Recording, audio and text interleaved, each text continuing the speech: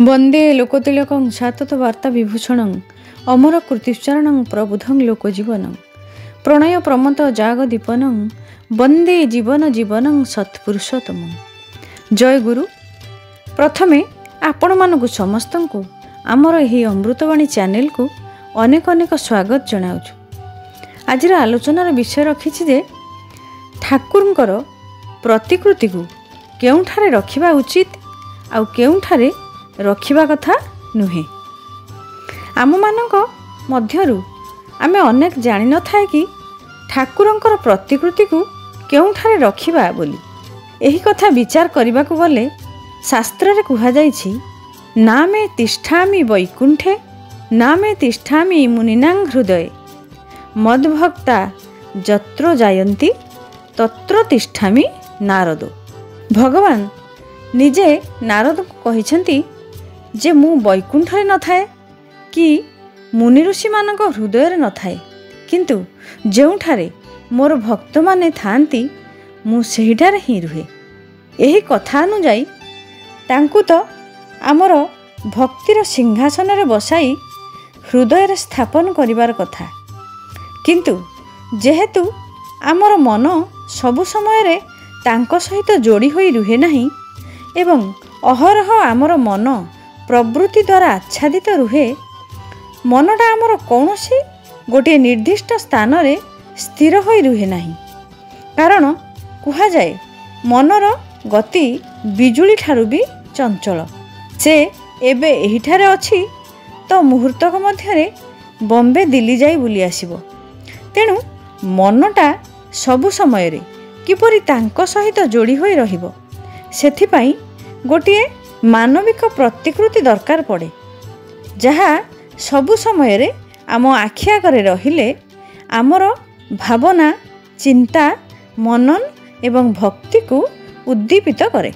तेणु एपरि एक जगारे तांकर प्रतिकृति को रखिबा जेउठी कि सबु बेले आमर नजर पड़ुथिबो आउ आमर भावना आउ भक्ति को उद्दीपित करुथिबो।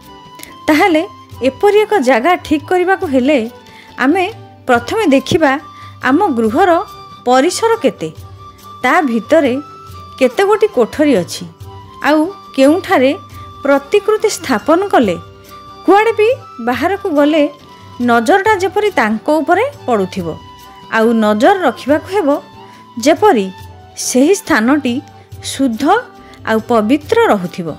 जेपरि बाथरूम रो पाखापाखी ठाकुर घर रखा जाए नहीं, रोषेई घर पाखापाखी भी ठाकुर घर रखा जाए नहीं। श्री श्री ठाकुर हेउछंती आम घरर जड़े वरिष्ठ सदस्य। यही कथाटा जेपरि सबुबेले आम मन भितरे रुहे। तेणु साधारणतः आमको लैट्रिन बाथरूम पाखरे बेसी समय रहिबाकू कौन भल लगे कि नहीं।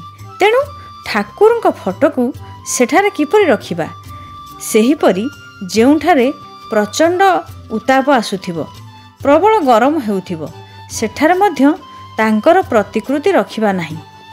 जेहेतु तांकु आमे आम जीवनर पूज्य उपास्य वरेण्य हिसाब रे ग्रहण करिछे, आम बाप मां को आमे जेपरि आदर सम्मान सहकारे रखुचे, तांकर सेवा जत्न करुचे, केउ जगार बसिले तांको आराम लागिबो, से माने शांति अनुभव करिवे, एही सबुर ख्याल जेपरि रखु ठाकुर प्रति मध्य सेही परि भावना रहिबा दरकार। जेउठारे अधिक कोलाहल हेउथिबो सेठारे तांकर प्रतिकृति रखिबा नहीं, कारण सेठारे प्रार्थना नाम ध्यान आदि करिहेबो नहीं, मनरे एकाग्रता आसीबो नहीं। सेथिपाई घरर गोटिए निवृत्त स्थान रे जेउठी बेसी कोलाहल नहीं, जेउठारे बेसी दुर्गंध नहीं, जेउठारे बेसी उताप नहीं, सेही परि जागा देखि तांकर प्रतिकृति रखिबा को हेबो एवं सेही प्रतिकृतिर सम्मुख रे बसी पूजा अर्चना दी नाम ध्यान प्रार्थना आदि करिबा को हुए। एही कथा सबु ख्याल रखी आमे जदि तांकर प्रतिकृति स्थापन करि परिबा ताहेले आमर मन ସଂଯୋଗରେ କିଛି ଅସୁବିଧା ହୁଏ ନାହିଁ। ଆଉ ତାଙ୍କର ପ୍ରତିକୃତି ଯଦି ସବୁ ସମୟରେ ଆମର ନଜରରେ ପଡ଼େ ତାହେଲେ ସବୁ ସମୟରେ ଭାବଦୀପନା ଆସେ। କେତେଜଣ ଅଛନ୍ତି ତାଙ୍କର ଘରର ଗେଟ୍ରେ ମୁଖ୍ୟ ଦରଜାରେ ତାଙ୍କର ପ୍ରତିକୃତି ଲଗାଇଥାନ୍ତି। ଏହାଦ୍ୱାରା କ'ଣ ପ୍ରତିପାଦିତ ହୁଏ? ସେ କ'ଣ ଆମର ଦରୁଆନ? ନା। ତେଣୁ କଥାଟା ପ୍ରକୃତରେ ସେଇଆ ନୁହେଁ। ତାଙ୍କ ପ୍ରତି ଆମର କେତେ ଯେ ଭଲ ପାଇବା ଅଛି ତାହା କିନ୍ତୁ ପ୍ରକୃତରେ ପ୍ରତିପାଦିତ ହୁଏ ତାଙ୍କୁ ନେଇ ବିଧିମାଫିକ ଚାଲିବାରେ। ପ୍ରତି ମୁହୂର୍ତ୍ତରେ ତାଙ୍କ କଥା ଭାବିବା, ସେ କ'ଣ ଖାଇବେ, କିପରି ଚଳଣିକୁ ଭଲ ପାଆନ୍ତି, ଏସବୁ ଆମ ଖିଆଲରେ ଯେପରି ସବୁ ସମୟରେ ରୁହେ। ଶ୍ରୀ ଶ୍ରୀ ଠାକୁର ଏକଥା ନିଜେ ହିଁ କହିଛନ୍ତି। ଦିନେ ଜଣେ ଦାଦାଙ୍କୁ ଶ୍ରୀ ଶ୍ରୀ ଠାକୁର ପଚାରୁଛନ୍ତି, ଆରେ ତୋର ଘରେ କେତେଜଣ ସଦସ୍ୟ? ଦାଦା ଜଣଙ୍କୁ କହିଛନ୍ତି ଯେ ମୋର ପରିବାରର ମୋଟ 5 ଜଣ ସଦସ୍ୟ।